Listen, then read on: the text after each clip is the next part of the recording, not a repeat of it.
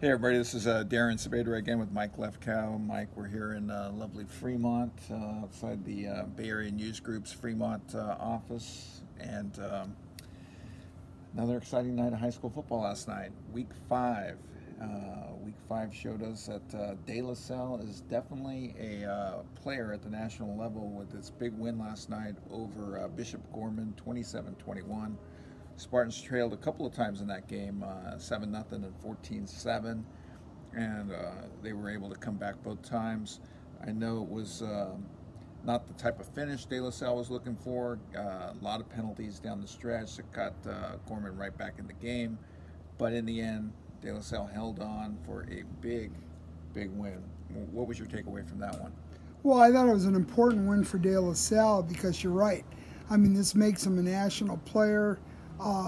Good chance that they go undefeated and might even be undefeated all the way into potential state final. Does it convince me that they can beat the big boys in Southern California? No.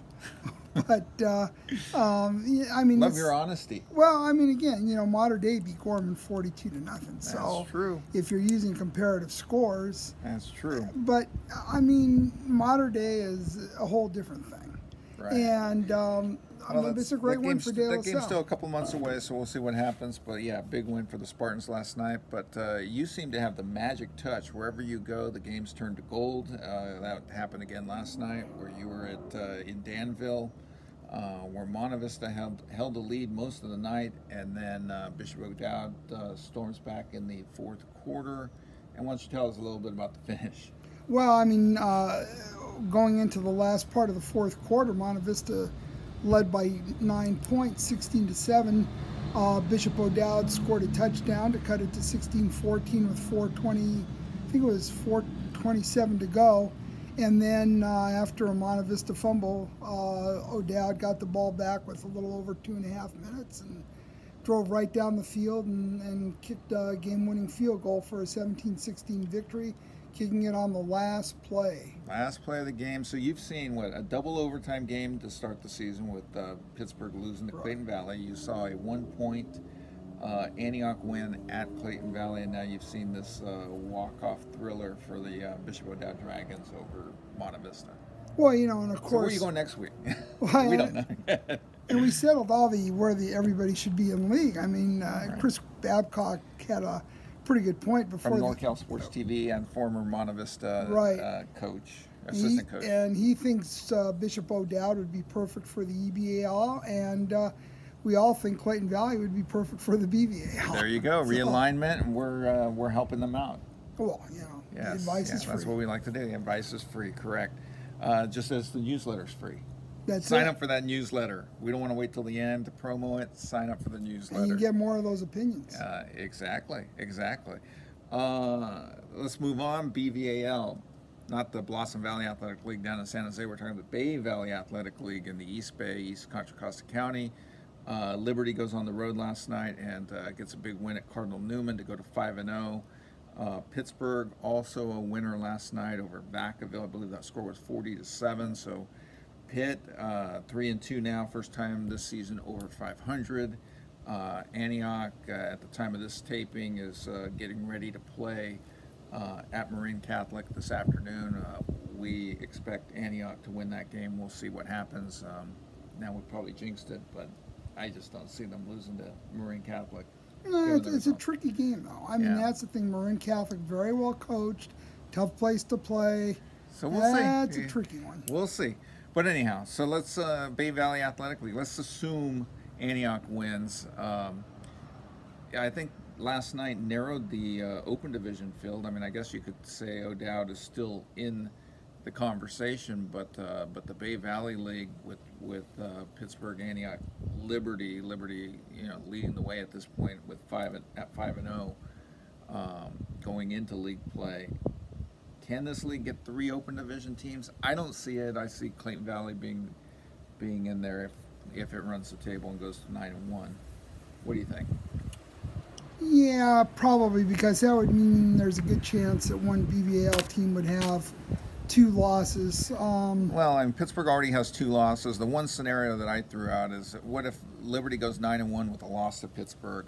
Pittsburgh runs the table, goes 8-2, and wins the league championship, and Antioch loses to Pitt and Liberty, but also has the win over Clayton Valley and finishes 8-2, then what do? Do you take those three teams for the Open, or do you have Clayton Valley in there at 9-1? You know where I think all three BVAL teams could make it is if it finished in a three-way tie.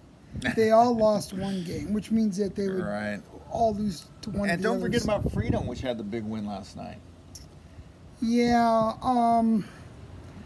that would. Yeah, no, Freedom is still got to be in there. Or California. Yeah, well, Cal. You know, to be honest with you, I think California with the win. They have the loss to Antioch, but they have the win over Freedom. And they led 42-19 in late in the fourth quarter. So where'd you hear that from? I've heard that. Well, I saw it.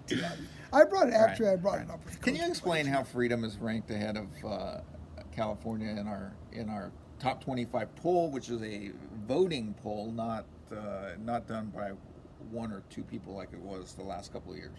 Well, as you know, I mean, what happens a lot of times in a poll is California was probably ranked 22nd, 23rd when they were low, and Freedom was Freedom in the top was way 10. Up there, and you just couldn't close the gap in 1 week. So that's I explained. I mean, if Alabama were to lose today to Ole Miss, which isn't going to happen, but let's say it did, I don't think Ole Miss would be ranked ahead of Alabama. No. Not that Freedom's Alabama, but no. Yeah. So Bay Valley League starts on Friday night, and who you picking? I'm going to stick with Liberty winning that league. We probably shouldn't be jumping ahead. We got the preview coming up. This is the recap of the weekend. I take it back. No. I mean, I think it comes down to Pittsburgh and Liberty. I think they're probably the two best teams. Poor Antioch getting no respect. No. I have a lot of respect for Antioch. I saw that Clayton Valley game. Antioch is a good football team, and Willem Carnthon, I'll tell you what, he is a terrific quarterback. He may not be the most heavily recruited quarterback, but he is Victor Daly. I talked to him this morning, and he said Antioch with a 3-year guy at quarterback, they are dangerous, and they've already proven it. Well, he's a smart player. He's a good player. He's athletic. I mean, he is everything you want in a quarterback, and he's like a coach on the field. I mean, I really like this kid. Also last night, I mean, Moreau Catholic, Rob Guttrell, we were talking a little bit about this in the wee hours in Walnut Creek last night. 5-0 to start his Moreau Catholic career as the head coach, on top of the 14-0 at Windsor when he was a coach there for, I believe, 1 year. Right. And they won a North Coast Section Championship. So this man is, by our count, 19-0 as a head coach. It's not too bad. Not too bad. And now with the win over Logan, big second half. Fresh Ison got it, gave the Mariners a quote-unquote fresh start in the second half.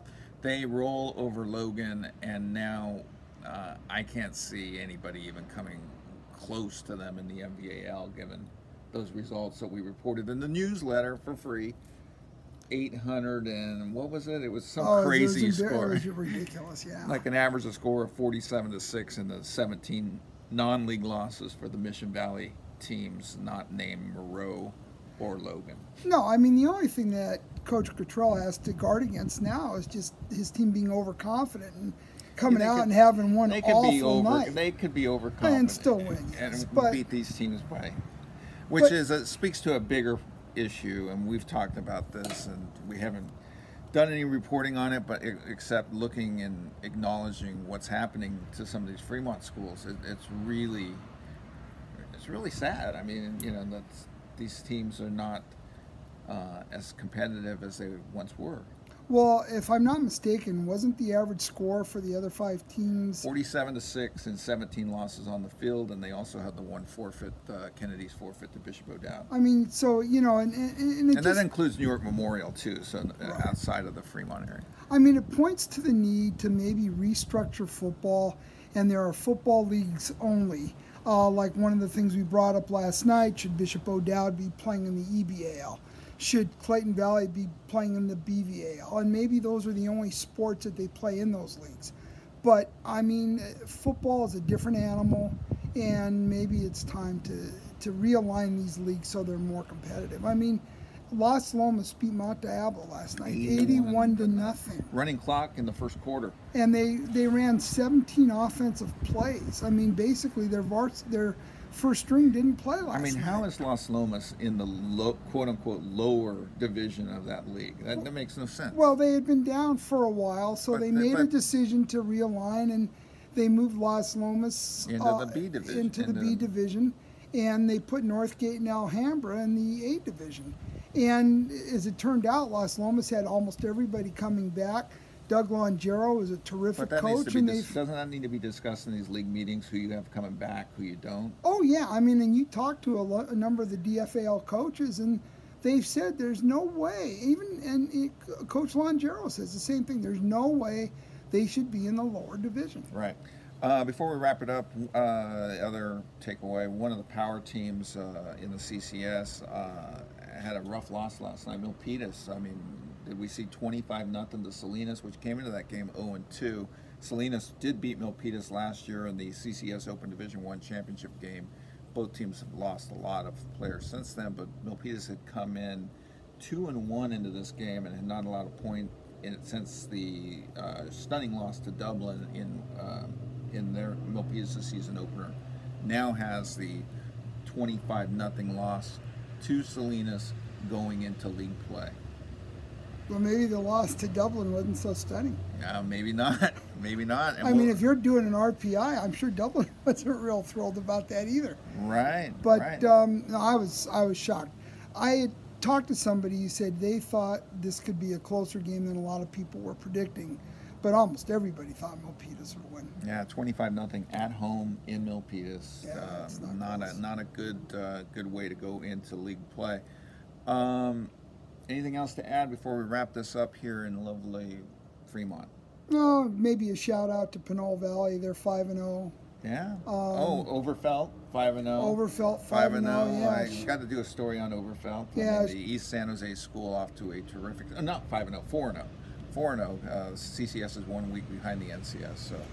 But still two schools that have been down for a while, so shout outs to both of them. Palo Alto still undefeated. Now plays host to Milpitas in a league opener on Friday night.